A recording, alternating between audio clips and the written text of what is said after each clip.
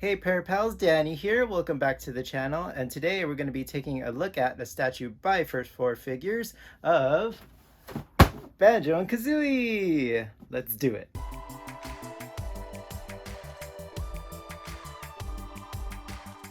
Alright everybody, before we get started here, please remember to leave a like on the video, and if you're not already subscribed to the channel, consider subscribing. It helps out the bears and lets us know that you guys are enjoying the content, and we would greatly appreciate that. So without further ado, let's go ahead and take a look here. Let's have a quick little look at the box before I open it up. So here we've got the art here. It's pretty much the pose that the statue is going to be in. And then you've got some more shots of it here on the side. And I love how they did these little puzzle pieces. It's really cute. It fits the Banjo Kazooie aesthetic very well. And there you've got the little description there. You can go ahead and pause that if you want to read the whole thing. All right. Then, yeah, pretty much another set of puzzle pieces there on the other side. You get some more shots of the statue. So I'm very excited to open this up. So without further ado, let's get to it. All right, and here we are back again, and here's a look at our pair of heroes here. So I just skipped the unboxing because I wanted to make sure there were no broken pieces, because I've heard a few instances where some things got broken in transport with this statue in particular, because as you can see the feathers here, they are very much sculpted and then looks like they're probably glued on, and I can see these probably very easily snapping off. So I'm glad mine was okay. So let's go ahead and give you guys a closer look here at our fantastic duo. So this first of all, this statue is pretty damn big, you guys. Like, I did not realize how big it would actually be.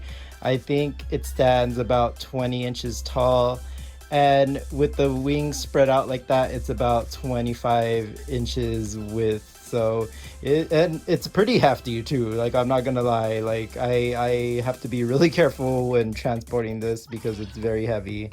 So let's go ahead and take a closer look. Let's start off with Kazooie.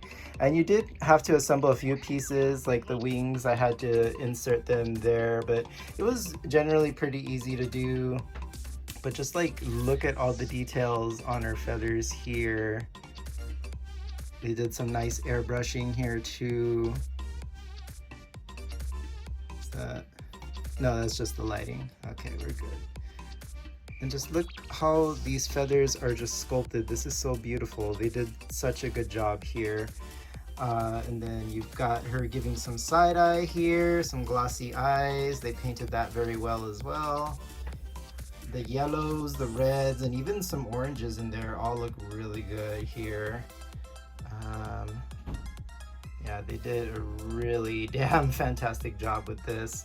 So this statue in particular came out around, I believe, COVID time.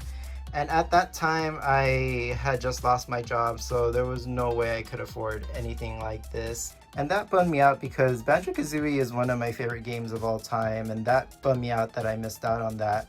So I was on the wait list for over a year, and I actually saw an opportunity to pick this up secondhand, and the seller was in California. So I said, you know what, it's not that much more expensive, I'm just gonna do it. And yeah, I'm glad I did. Everything looks like it's fine. There were no issues, and the seller was really nice about it. So just look at the detail on Banjo's fur as well. They did some shading, which, you know, the Nintendo 64 Banjo didn't have any of that. So it's nice to see an updated model besides what we got, you know, in Super Smash Bros. Ultimate. I didn't care for the nuts and bolts redesign, so I'm glad this is more faithful to the first game. Just look at that. And then, yeah, and all of this is sculpted. This is really cool.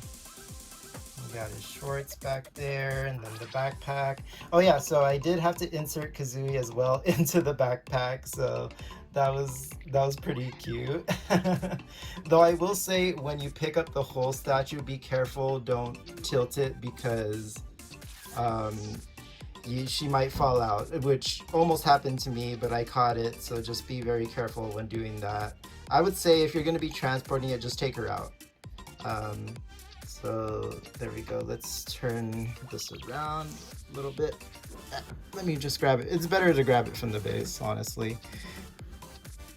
So see, you can see they even have his pads there on his feet. Yeah, you can even see the stitching on his shorts there. Like, they didn't have to do all that, but I mean, for the price you're paying, yeah, it's nice to have all that. So these statues aren't very cheap. And then you see the Rareware logo there. Even the backpack has kind of like that grainy kind of look to it that the material would have. You see the buckles right there sculpted in. The straps here kind of have a buckle. All right, and then Banjo's also giving his side eye. The nose is so shiny. It almost looks like, you know, like a wet dog nose, kind of. It's so cute. And then we've got his necklace there, and he has his little grin out too. And there you guys, you get kind of a closer look at the fur there, the sculpting on it. It's so beautiful. This is already probably going to be my favorite piece in my entire collection. See, he's got his fist there. And a nice little flight pose, even the little freckles where his whiskers should be. All right, and then this base, let's talk about this base. So these two pieces are held together by magnets. You can see right there. Then you just kind of like, first you put this piece on to the base, and then you put Banjo in, and then you can put these in, and they do magnetize together. So it kind of gives that wind effect that they just lifted off, and then you see the feathers and the little sparkles when you use the red feathers. And then we've got, of course, the puzzle piece here. Let me take one of these off so you guys can get a better look at this. We've got the jiggy.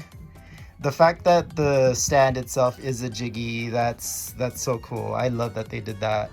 I am completely giddy and happy with how this turned out. I couldn't have asked for a better statue, honestly. And I can't wait to display this and have it out for you guys. It's definitely going to be probably my centerpiece at this point. So I'm just so completely happy with this. And let's go ahead and back up a little bit. Yeah, there you go. Just the pose too.